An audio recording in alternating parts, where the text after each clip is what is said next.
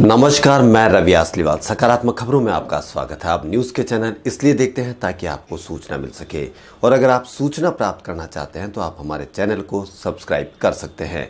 और यदि आपको ऐसे चैनल देखने हैं जिसमें सिर्फ किसी का अपमान होता हो, आपके मन में गंदगी भरने का काम होता हो, और हाँ, आपको अपने बच्चों की फीस से, अपने बच्चों के रोजगार से, महंगाई से और जो भी आपकी पर्सनल समस्या है उनसे तकलीफ नहीं हो, तो आप लड़ाई झगड़े की बहस भी देख सकते हो।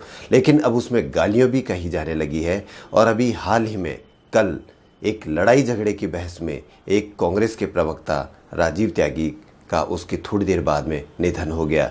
यानी वो लोग जो दिन भर इतनी बहस कर सकते हैं, दिन भर इतनी लड़ाई झगड़े की बहस कर सकते हैं, वह भी इस प्रोग्राम को सहन नहीं कर पा रहे हैं। इसलिए इस लड़ाई झगड़े की बहस से आपके बच्चों पर क्या असर होगा, ये आप विचार कर सकते हैं। इसलिए अभी भी समय रहते छोड़ दोगे तो आपकी अपनी समस्याएं नहीं हो, लेकिन देश की समस्याएं बताई जाएगी, वरना वो अपने कामों में तो लगे हुए ही हैं और इसका खामियाजा आपको और हमको ही भुगतना पड़ेगा। इसलिए आप या तो खामियाजा भुगतने के लिए तैयार रहो या ऐसे चैनल सब्सक्राइब करें जिनमें न्यूज़ हो। इसलिए हमारा चैनल लड़ाई झगड़े की या किसी का अपमान या मन में गंदगी भरने के काम की जैसी सुविधाएं नहीं देता है।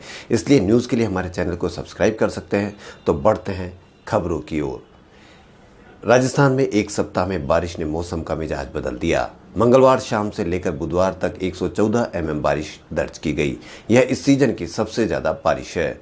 मौसम विभाग ने जयपुर समेत कई जिलों में अगले 3 दिन में भारी बारिश की चेतावनी दी है। करीब 8 करोड़ से ज़्यादा इंटरनेट यूजर्स फर्जी गूगल क्रोम एक्सटेंशन की वजह से खतरे में है। रिसर्चर्स के मुताबिक हैकर वायरस वाले एक्सटेंशन से यूजर के फ़ोन तक पहुंच बनाते हैं। इससे फ़ोन की बैटरी खत्म हो जाती है और मोबाइल से लिंक बैंक खाते से पैसे चोरी होने का भी डर रहता है। राजस्थान में कोरोना का कहर पहली बार लगातार दूसरे दिन भी जारी रहा और 1200 से ज़्यादा रोगी मिले। बुधवार को 1213 नए रोगियों के साथ कुल आंकड़ा 56,100 तक पहुंच गया और वहीं 11 मौत भी हुई। 2 दिन में 2430 राजस्थान में मरीज मिले। लेकिन राहत की बात यह है कि 2 दिन में 2800 मरीज डिस्चार्ज भी हुए और जबकि 2600 मरीजों की रिपोर्ट पॉजिटिव से नेगेटिव भी आई है। वहीं देश में कोरोना के करीब 64,000 मरीज मिले हैं। अब कुल संक्रमित 24 लाख के करीब पहुंच गए। 2 दिन में ही 1 लाख से ऊपर मरीज पहुंच गए हैं। वहीं 24 घंटे में 944 मौत भी हुई है। इससे मृतकों का आंकड़ा 47,000 के पास पहुंच गया है। बुधवार को मृत्यु दर 1.97% रही। भारतीय वायुसेना ने फिल्म गुंजन सक्सेना कारगिल गर्ल में खराब छवि दिखाने को लेकर कड़ी आपत्ति जताई। वायुसेना ने केंद्रीय फिल्म प्रमाणन बोर्ड, नेटफ्लिक्स और धर्मा प्रोडक्शन को भी पत्र भेजा है। वहीं अमेरिका में पहली भारतवंशी ग्रेटर कमला हैरिस ने इतिहास रचते हुए डेमोक्रेटिक पार्टी के उम्मीदवार जो बिडेन ने कमला को रनिंग मैप यानी उपराष्ट्रपति पद का उम्मीदवार चुना है। किसी बड़ी पार्टी ने पहली बार उपराष्ट्रपति पद के लिए भारतीय अमेरिकी, अफ्रीकी अमेरिकी और एशियाई अमेरिकी मूल की महिलाओं को चुना है। अमेरिकी इतिहास में उपराष्ट्रपति पद के उम्मीदवार बनने वाली कमला तीसरी महिला होगी। कांग्रेस प्रवक्ता राजीव त्यागी का बुधवार शाम दिल का दौरा पड़ने से निधन हो गया। मृत्यु से कुछ देर पहले वह एक न्यूज़ चैनल पर बहस के कार्यक्रम में शामिल हुए थे। यानी बहस, एक बार फिर लड़ाई झगड़े की बहस। अभी भी आपके पास वक्त है, संभल जाए, वरना आपके घर पर क्या माहौल पैदा होगा इससे आप अंदाज़ा भी नहीं लगा सकते। अंदाज़ा हो या नहीं हो, आप अंदाज़ा भी नहीं लगा सकते।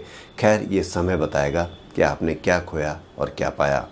पीएम मोदी गुरुवार को देश के ईमानदार करदाताओं के लिए नया प्लेटफॉर्म पारदर्शी कराधान ईमानदार का सम्मान लॉन्च करेंगे। इस दौरान ईमानदारी से टैक्स भरने वालों के लिए सौगात भी दी जा सकती है।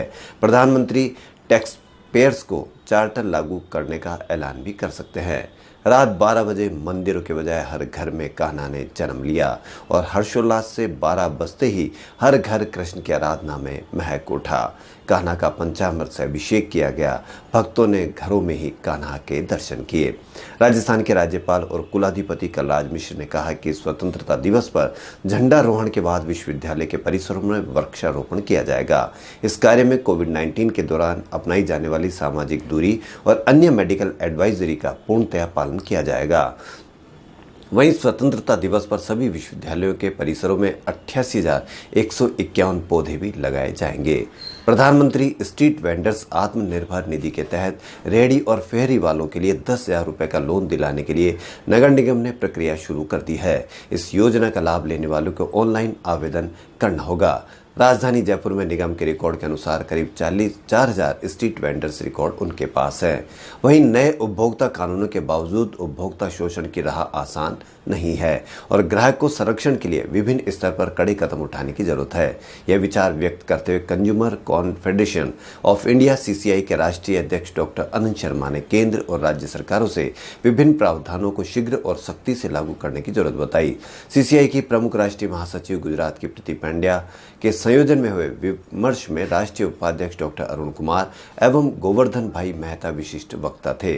मुंबई के मोहन सिरोया, हैदराबाद के वीरास्वामी, बेंगलुरु की शीतल कुमार, रांची के राकेश कुमार सिंह सहित विभिन्न वक्ताओं ने इसमें विचार व्यक्त किए। CCI के वरिष्ठ सचिव VP हलचल ने धन्यवाद ज्ञापित किया।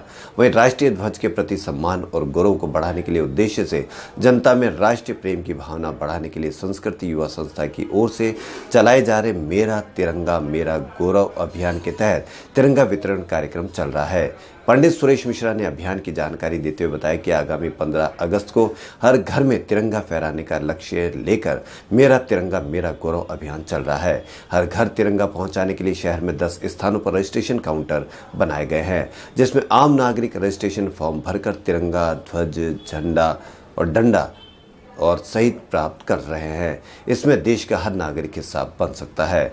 वहीं सूर्य नगरी के सारथी ट्रस्ट की मैनेजिंग ट्रस्टी एवं पुनर्वास मनोवैज्ञानिक डॉक्टर कृति भारती को महाराजा सयाजी विश्वविद्यालय बड़ौदा की मेजबानी में राष्ट्रीय युवा महोत्सव 2020 में राष्ट्रीय युगांतर अवार्ड से नवाजा गया। महोत्सव में सारथी ट्रस्ट की मैनेजिंग ट्रस्टी डॉक्टर कृति भारती को बाल विवाह निरस्त और रोकथाम की अनूठी साहसिक मुहिम के लिए हम में है हीरो श्रेणी में राष्ट्रीय युगांतर अवार्ड 2020 से विश्वविद्यालय के सीनेट व सिंडिकेट सदस्य सत्येन कुलाभकर ने सम्मानित किया। खबरों में फिलहाल इतना ही। यदि आपको हमारा चैनल पसंद आए तो लाइक, सब्सक्राइब और शेयर अवश्य करें। धन्यवाद।